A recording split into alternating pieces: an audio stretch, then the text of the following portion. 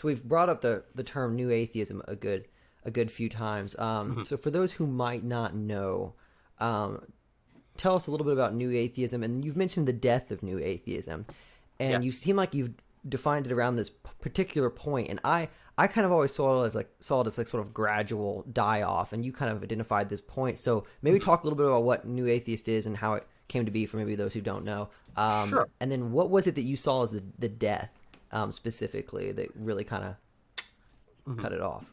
So New Atheism was a phenomenon in Western politics for the most part, and also swept across the world.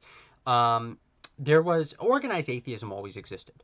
If you look into the past in the 20th century, there were activists like Madeline Murray O'Hair and Anne Nicole Gaylor who were really, really seen as extremists back then, who were pushing the idea of atheist normalcy and separation of church and state, but they were in such a different environment and the marketing was different too. So if you were an atheist in 1998 or 1999, if you thought, or if you were a person paying attention to American politics, if you thought of atheists, you thought of Madeline Murray O'Hair, who got murdered and buried in an unmarked grave in Texas, with her bones scattered and only found a few years later because his murderer could avoid her murderer could avoid the death penalty. That was what was atheism. That was what atheism was in the 2000s on the most part.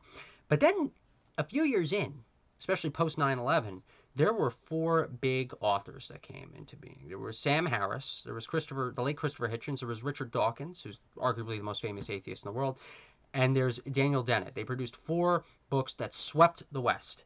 I think all of them were New York Times bestsellers, and they ended up rejuvenating this former organized atheist entities that really died off due to things like Madeline's death and other stuff. It made atheism become more mainstream in the West. And so all these different organizations, 501c3 nonprofits like American Atheists, the Freedom from Religion Foundation, the Secular Student Alliance, the Foundation Beyond Belief, um, numerous others, they ended up getting millions upon millions of dollars in funding thanks to the efforts of these four gentlemen. And numerous other intellectuals have popped up as well. It was a very interesting time, and there was a journalist in 2006 who called this phenomenon the New Atheism. And I wish this phenomenon continued even into 2021, but it died out. Um, I think a little early in its infancy. So New Atheism was really at its prime in the 2000s, going into even the early 2010s. We were getting millions upon millions of dollars. We were setting up meetup groups in local towns across the country. We were helping out ex-Muslims around the world, helping students form chapters at high school and college campuses. It was really cool to be an atheist at this time, and we were having these amazing conferences in the US, conferences in Canada, conferences in the UK. Well, there was also a conference that happened in 2011 in Ireland, the World Atheist Conference. This happened a little over 10 years ago. And at this conference, there was Richard Dawkins and a few other big speakers, but there also happened to be this speaker named Rebecca Watson. Rebecca Watson runs a blog called Skeptic, and she also has a YouTube channel. She hung out with a lot of people at this World Atheist Conference, and usually when you're at an atheist conference, you usually stay up till 4 in the morning at the hotel bar. Everyone usually gathers there, and then when people get tired, they gradually move up to their rooms. Well, here comes 4 a.m., and Watson decides to go to her room. There's a gentleman that happens to follow her into the elevator, and while they are in the elevator, the gentleman kindly asks, this is apparently according to accounts that Watson actually made, would you like to come back to my room for a cup of coffee? She says no. Um, and he consensually leaves the elevator, and then later on she leaves the elevator to go to her room. They both go to each other's rooms. I don't know if they talk again or whatever. You know, polite, ask for sex, declined, whatever. It happens all the time at conferences. Well, Watson later on blogged and then made a video and said that this is an example of sexism in the atheist movement. That this is an example of systemic sexism and misogyny everywhere. That if you go to an atheist conference, these evil men who like to request request you for coffee in the room, that's the evidence of rape culture right there. I'm kind of exaggerating things a little bit, but this was a movement that ended up sprouting within the prime of New Atheism called Atheism Plus, and you had numerous far left, what you would argue today as woke, bloggers and activists claiming to these established and growing nonprofits that your conferences are filled with sexism and racism.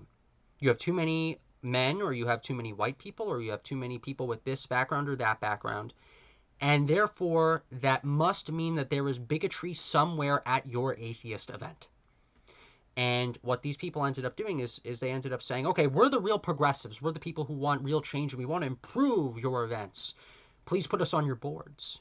Give us time on your podcasts. Let us blog for your organizations. Give us power. Give us power. And even though these people originally started out as just mere bloggers attacking the atheist movement on the side, a few years later, come 2016, June of 2016, these people took over the entire organized atheist movement in the United States. What was New Atheism, a really rich, healthy movement sweeping the modern world, died because of this infiltration. And around that time, I just graduated high school. I wanted to get more involved in this New Atheist movement. I spent years and years and years obsessing about this community, only to see it die. That's ridiculous. Atheism is growing. Religion is shrinking. Religious extremism is still a problem. People still haven't been accepted in the world and even in this country for being atheists. We have a lot more work to do. And so I was frustrated. Come 2016 and into 17 and 18, I was asking all these atheist organizers around the nation what happened. Why did we fail at Reason Rally 2? One official in the Reason Rally Coalition secretly came up to me, whispered into my ear that it was social justice that was the problem. And so I ended up not feeling so good about that. I ended up just going back to Long Island and building my local group and doing things my way. But I knew that I was doing it in a post-New Atheism. And I knew that we needed a new movement, though, a new rush. Something again with that reactionary flavor to kickstart this fight for godless acceptance in the country and around the world. And to do things differently than what a lot of these organizations did, to not let the Trojan horse back in. And so to continue on what was New Atheism, I founded Atheists for Liberty.